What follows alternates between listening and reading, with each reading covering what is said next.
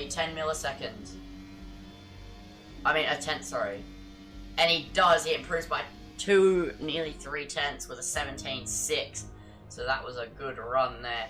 Guys, and now short shift to fourth for the final corner, and he spins it on his final flying lap in qualifying.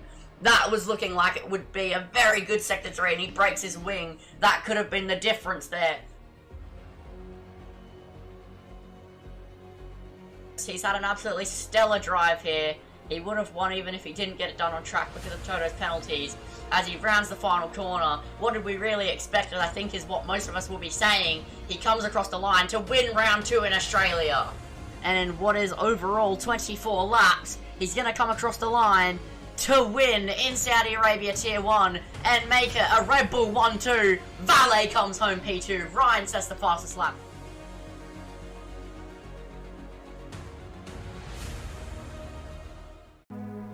Hello everyone and welcome back. It is time for qualifying here for Div 2 at the Hungarian Grand Prix. Qualifying is everything in Formula 1 because it determines your starting position on the grid on Sunday. You want to start from the front because it means you've got the other 19 drivers starting behind you. He's up 2 tenths, so that will move him up to P4, maybe even P3 depending on how his final sector goes. He might still have some final bits of time to find as he hits the second apex, and now the final corner.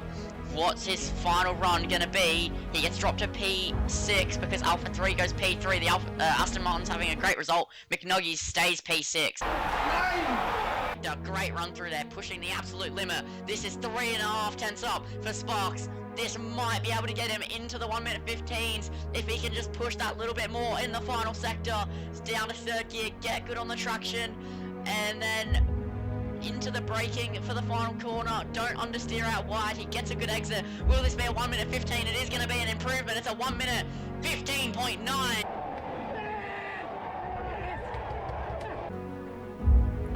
It is pole position for Mr. Sparks in the Red Bull. Mercedes are in 8th and 9th, but who knows what they'll be able to do as it is a long sprint race and a long main race.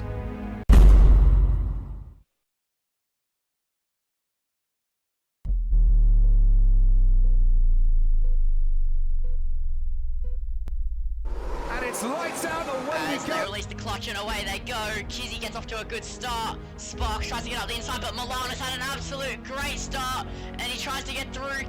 Sandy is also getting involved here. They're 4 wide into turn 1. McNuggy's up the inside, takes Sparks off the track on the soft tyres. It's one round, and the Mercedes have an absolute mare because Dead Heat also dropping off the field.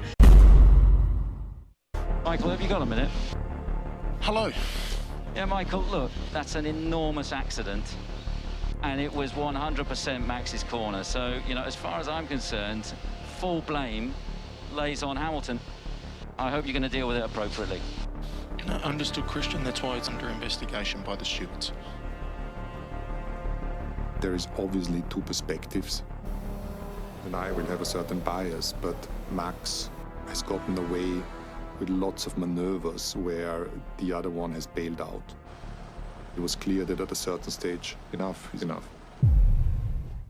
They were side by side, and he didn't give him room, but Lewis was not there to bail out. It's exactly the right lesson for Max to learn, because otherwise, everyone always backs out for him. Yeah. Spark in the pit lane. Interesting. Why is he in the pit lane? Surely he doesn't have front wing damage. He does. It's a tough moment. I'm absolutely furious. Oh, is that 3 wide into turn 1? Never mind, they backed out of it. The Mercedes nearly went 3 wide with Sparks. Sparks, though, nearly makes contact. Nuggies, though, the 2 championship leaders, going side by side as they head into turn 2. Sparks doesn't have an end plate, so he'll be lacking in the downforce department. McNuggies rear ends him, nearly loses his own wing, as now Alpha 3 tries to get involved. 2. And will he go up the inside as Sparks literally has the smallest of buffers I think I've ever seen. But look at that downforce Sparks is missing there. He runs out so wide as now McNuggies tries to go for a move into the chicane. They're 2 friends, but they're also 2 rivals. Will they make contact? No, McNuggies knows to back out, but Sparks really will be suffering. He has no end play. It's a tough moment. I'm absolutely furious. And that's huge around Hungary. You need so much downforce around this circuit as there's yellow flag. It's spicy again, and now McNuggies tries to go right around the outside. It becomes the inside. They nearly make contact and switch back there from McNuggies. They're still battling wheel to wheel. McNuggies now will commit to going up the inside. And will he get the move done? Yes, he will. Sparks has to play it safe and live it for another day. Alpha 3 now goes up the inside. It's a tough moment. I'm absolutely furious. Will he go for a move on his teammate? He's gaining, and he is actually going to go for it on his teammate as he now swoops into P5. This isn't great for the championship if they do make contact. It's Nico Rosberg and Hamilton's onto the grass, and Hamilton's had a massive crash, and he's crashed into his teammate. The two Mercedes come together as Hamilton tried to pass on the inside, and he can cover his hands over his eyes, and he won't want to see that again. We have the safety car out here, but the two silver arrows have crashed on the opening lap. Hamilton takes out his teammates, and there will be a big inquiry behind closed doors into that. But I think they do know each other well enough to just leave each other a bit of room and with respect. They are squeezing each other though, respectively, and they nearly make contact, and Dead Heat just about doesn't get through. McNuggies would have been just a little bit scared there, as meanwhile PS1 was disconnected from the race and McNuggies up into P4. Wow, that hurts the PS1. He was having a cracky race off the track, goes down here, almost scored, could make it up another place here into 5th, and he does.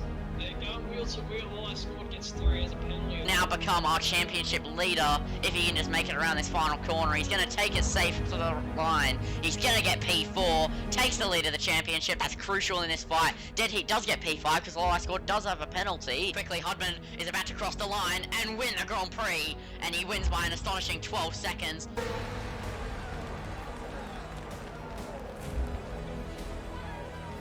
Hudman takes a win for Williams. McNuggies and Dead Heat 4th and 5th. Unfortunately for the Red Bull of Mr. Sparks, he has retired from the main race, handing over the championship lead to McNuggies.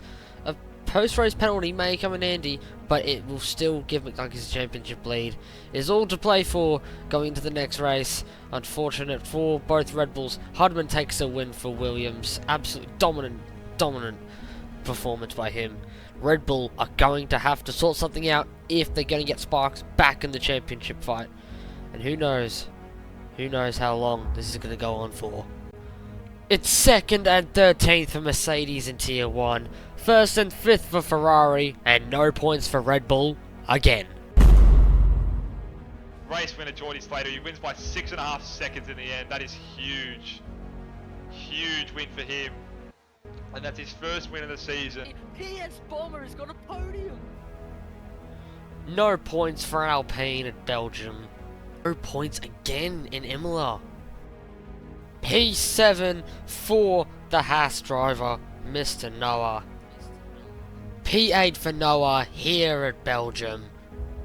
Noah will come home P2.